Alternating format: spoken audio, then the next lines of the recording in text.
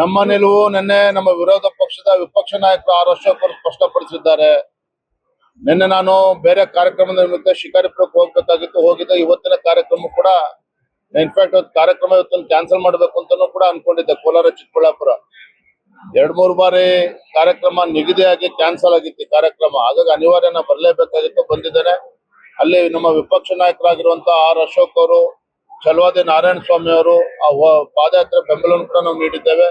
ಆದ್ರೆ ದುರಂತ ಏನು ಅಂತ ಹೇಳಿದ್ರೆ, ಈ ಹೋರಾಟ ಪ್ರಾರಂಭ ಮಾಡಿರ್ತಕ್ಕಂಥದ್ದು ರೈತರು, ಬಿಡದಿ ಭಾಗದ ರೈತರು.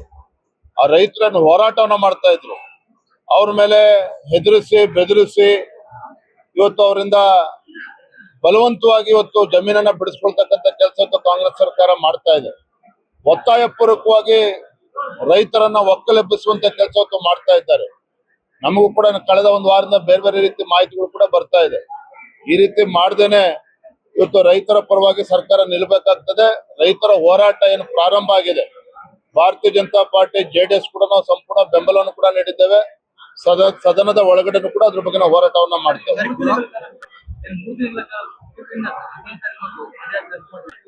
ಸಾಂಕೇತಿಕವಾಗಿ ಹೋರಾಟಕ್ಕೆ ಪಾದಯಾತ್ರೆಗಳ ಬೆಂಬಲ ಕೊಡಬೇಕು ಅಂತೇಳಿ ನಾವೆಲ್ಲರೂ ಕೂಡ ತೀರ್ಮಾನ ಮಾಡಿದ್ದೇವೆ. ಆ ನಿಟ್ಟಿನಲ್ಲಿ ಅಶೋಕ್ ಅವರು, ಚಲವಾದಿ ನಾರಾಯಣ ಸ್ವಾಮಿ ಅವರು ಹೋಗಿದ್ದಾರೆ. ಮುಂದೇನ್ ಮಾಡ್ಬೇಕು ನಾವು ನೋಡ್ತೇವೆ. ರಾಜ್ಯ ಸರ್ಕಾರಕ್ಕೆ ಇವತ್ತೇನು ಭೀಕರ ಬರ ಮಳೆ ಕಳೆದ 8-10 ದಿನದಿಂದ ನಾವು ನೋಡ್ತಾ ಇದ್ದೇವೆ. ಆದ್ರೆ ರೈತರು ಇವತ್ತು ಸಂಕಷ್ಟದಲ್ಲಿದ್ದಾರೆ. ಕುಡಿಯೋ ನೀರಿನ ಹಾಹಾಕಾರವೂ ಕೂಡ ಇದೆ. ಇಡೀ ರಾಜ್ಯದಲ್ಲಿ ಇವತ್ತು ರಾಗಿ ಇರ್ಬೋದು, ಜೋಳ ಇರ್ಬೋದು, ಹಣ್ಣು ತರಕಾರಿ ಎಲ್ಲವೂ ಕೂಡ ಎಲ್ಲ ಬೆಳೀತಕ್ಕಂಥ ರೈತರು ಪರದಾಡ್ತಾ ಇದ್ದಾರೆ. ಇಂಥ ಸಂಕಷ್ಟದ ಸಂದರ್ಭದಲ್ಲಿ ರಾಜ್ಯ ಸರ್ಕಾರ ಅವ್ರಿಗೆ ಪರಿಹಾರನ ಕೊಡುವಂತ ಕೆಲಸ ಮಾಡಬೇಕಾಗಿತ್ತು. ರೈತರ ಸಾಲವನ್ನ ಮನ್ನಾ ಮಾಡ್ತಕ್ಕಂಥ ತೀರ್ಮಾನವನ್ನು ಕೂಡ ರಾಜ್ಯ ಸರ್ಕಾರ ತೆಗೆದುಕೊಳ್ಬಹುದಾಗಿತ್ತು.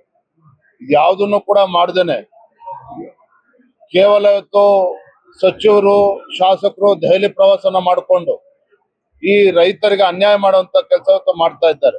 ಹಾಗಾಗಿ ನಾನು ಮಾನ್ಯ ಮುಖ್ಯಮಂತ್ರಿಗಳು ಆಗ್ರಹ ಪಡಿಸ್ತೇನೆ, ಈಗಾಗಲೇ ತಡ ಆಗಿದೆ, ಈಗಲಾದ್ರೂ ಕೂಡ ಎಚ್ಚೆತ್ಕೊಂಡು ಸಂಕಷ್ಟದಲ್ಲಿರುವಂತ ರೈತರ ಸಮಸ್ಯೆಗೆ ಸ್ಪಂದನೆ ಮಾಡಬೇಕು ಅಂತ ಹೇಳಿ ನಾನು ಈ ಸಂದರ್ಭ ಹೇಳ್ತೀನಿ. ಸರ್ಕಾರ ನಡೆಸ್ತಕ್ಕಂಥವ್ರಿಗೆ ಅರ್ಥ ಆಗ್ಬೇಕು. ಕೇಂದ್ರ ಸರ್ಕಾರ ಪರಿಹಾರನ ಕೇಳುವ ಮುಂಚಿತವಾಗಿ ರಾಜ್ಯ ಸರ್ಕಾರ ಇವತ್ತು ರೈತರಿಗೆ ಏನ್ ಪರಿಹಾರ ಕೊಟ್ಟಿದ್ದಾರೆ ಅದ್ರ ಬಗ್ಗೆ ಮಾನ್ಯ ಮುಖ್ಯಮಂತ್ರಿಗಳು, ಸಚಿವರು ಉತ್ತರ ಕೊಡಬೇಕಾಗ್ತದೆ. ರೈತರಿಗೆ ಏನು ಪರಿಹಾರವನ್ನು ಕೊಡದೇನೆ ಕೇಂದ್ರ ಸರ್ಕಾರಕ್ಕೆ, ಪ್ರಧಾನಮಂತ್ರಿಗಳಿಗೆ ಕೇವಲ ಪತ್ರನ ಬರೆದು ಕೈ ಕಟ್ಕೊಂಡು ಕೂತ್ರೆ ಆಗೋದಿಲ್ಲ. ಒಂದು ಚುನಾಯಿತ ಸರ್ಕಾರ ಇದೆ. ಇವತ್ತು ರೈತರಿಗೆ ಪರಿಹಾರ ಕೊಡಬೇಕಾಗಿರ್ತಕ್ಕಂಥ ಕರ್ತವ್ಯ ಅವ್ರ ಮೇಲೆ ಇದೆ. ಅದನ್ನ ನೀಡಿ ಆಮೇಲೆ ಕೇಂದ್ರ ಸರ್ಕಾರಕ್ಕೆ ಪರಿಹಾರದ ಬಗ್ಗೆ ಅವ್ರು ಮಾತನಾಡ್ಬೇಕಾಗ್ತದೆ.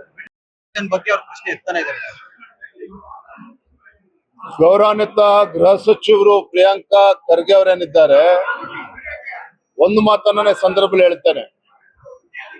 ನೆಹರು ಅವರಿಂದ ಹಿಡಿದುಕೊಂಡು ಇಂದಿರಾ ಗಾಂಧಿ ಅಂತ ಹಿಡ್ಕೊಂಡು ರಾಜೀವ್ ಗಾಂಧಿ, ಇವರೆಲ್ಲ ಪ್ರಧಾನಮಂತ್ರಿಗಳು ಆಗಿದ್ದಾಗಲೂ ಕೂಡ ರಾಷ್ಟ್ರೀಯ ಸ್ವಯಂ ಸೇವಕ ಸಂಘವನ್ನ ಮುಚ್ಚಾಕ್ತೇವೆ, ಬಹಿಷ್ಕಾರ ಮಾಡ್ತೇವೆ ಅಂತೇಳಿ ಬ್ಯಾನ್ ಮಾಡಿರ್ತಕ್ಕಂಥ ಘಟನೆಗಳು ಕೂಡ ನಮ್ ಕಣ್ಮುಂದಿದೆ. ಆದ್ರೆ ಒಂದು ಪ್ರಿಯಾಂಕಾ ಖರ್ಗೆ ಅವರು ಅರ್ಥ ಮಾಡ್ಕೋಬೇಕು, ರಾಷ್ಟ್ರೀಯ ಸ್ವಯಂ ಸೇವಕ ಸಂಘ ಇಡೀ ದೇಶದಲ್ಲಿ ರಾಷ್ಟ್ರ ಭಕ್ತರನ್ನ ನಿರ್ಮಾಣ ಮಾಡುವಂತ ಕೆಲಸ ಮಾಡ್ತಾ ಇದೆ. ದೇಶಾಭಿಮಾನಿಗಳನ್ನ ಕಟ್ತಕ್ಕಂಥ ಕೆಲಸವನ್ನ ಮಾಡ್ತಾ ಇದೆ. ಒಂದು ಪವಿತ್ರ ಕಾರ್ಯದಲ್ಲಿ ಇವತ್ತು ರಾಷ್ಟ್ರೀಯ ಸ್ವಯಂ ಸೇವಕ ಸಂಘ 10 ದಶಕಗಳಿಂದ ಕೆಲಸ ಮಾಡ್ಕೊಂಡು ಬರ್ತಾ ಇರುವಂತದ್ದು. ಪ್ರಿಯಾಂಕಾ ಖರ್ಗೆ ಅವರಿಗೆ ಬಹುಶಃ ಮಾಹಿತಿಯ ಕೊರತೆ ಇದೆ. ಮಾತೆತ್ತಿದ್ರೆ ಇವತ್ತು ರಾಷ್ಟ್ರೀಯ ಸ್ವಯಂ ಸೇವಕ ಸಂಘದ ಬಗ್ಗೆ RSS ಬಗ್ಗೆ ಟೀಕೆಗಳನ್ನ ಮಾಡ್ತಾ ಇದ್ದಾರೆ. ಗೃಹ ಸಚಿವರಾಗಿ ಅವರ ಕೆಲಸನ ಅವ್ರು ಮಾಡ್ಬೇಕು. RSS ಅನ್ನ ಇವತ್ತೇನೋ ಹೆದರಿಸಿ ಬೆದರಿಸಿ ಇವತ್ತೇನೋ ಮಾಡ್ಬಿಡ್ತೇವೆ ಅನ್ನೋ ಭ್ರಮೆನಲ್ಲಿ ಇವತ್ತೇನು ಪ್ರಿಯಾಂಕಾ ಖರ್ಗೆ ಅವರಿದ್ದಾರೆ. ಅದು ಯಾವುದು ಕೂಡ ಅಸಾಧ್ಯ. ಹೇಳಿದ್ನಲ್ಲ, ನೆಹರುವಿಂದ ಹಿಡ್ಕೊಂಡು ರಾಜೀವ್ ಗಾಂಧಿ ವರೆಗೂ ಯಾರ ಕಡೆಯಿಂದನೂ ಮಾಡೋದಕ್ಕೆ ಸಾಧ್ಯ ಆಗಿಲ್ಲ. ನಿಮ್ಮಿಂದನೂ ಕೂಡ ಅದು ಅಸಾಧ್ಯ ಅನ್ನೋ ಮಾತನ್ನ ಈ ಸಂದರ್ಭ ಹೇಳಿದ್ರು.